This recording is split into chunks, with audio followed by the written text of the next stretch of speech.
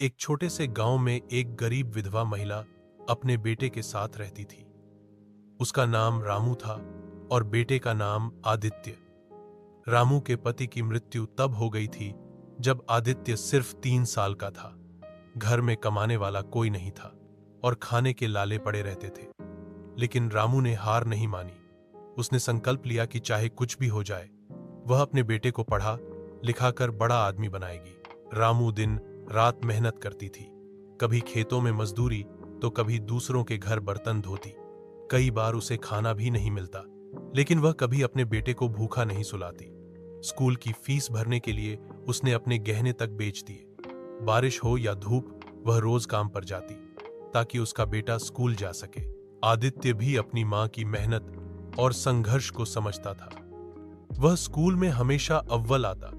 किताबें पुरानी होती, लेकिन पढ़ाई में कोई कमी नहीं होती।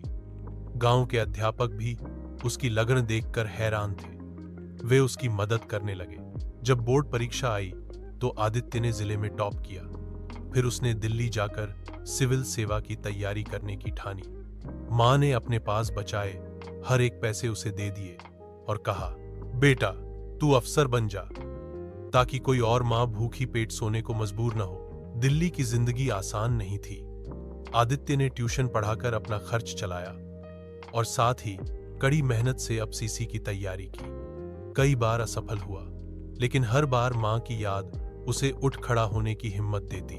आखिरकार चौथे प्रयास में वह दिन आया। आदित्य ने एफए की परीक्षा पास कर ली और IAS अफसर बन गया। जब वह अपने गांव लौटा तो पूरे गांव ने उसका स्वागत फूल मालाओं से किया।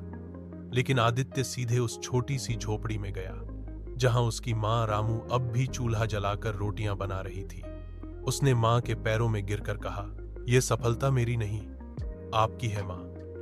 रामू की आंखों में आंसू थे, लेकिन यह आंसू खुशी और गर्व के थे। अब आदित्य ने गांव में स्कूल, अस्पताल और सड़कों की व्यवस्था सुधारी। उसने हजारों गरीब बच्चों की पढ़ाई के लिए एक ट्रस्ट भी खोला, मां रामू फाउंडेशन सीख। यह कहानी हमें सिखाती है कि संसाधन सीमित हो सकते हैं, लेकिन अगर मां की ममता और बच्चे की मेहनत साथ हो तो कोई भी सपना बड़ा नहीं होता। अगर आप चाहें तो मैं इसे नाट्य रूपांतरण, स्क्रिप्ट या बाल पाठ रूप में भी बदल सकता हूं।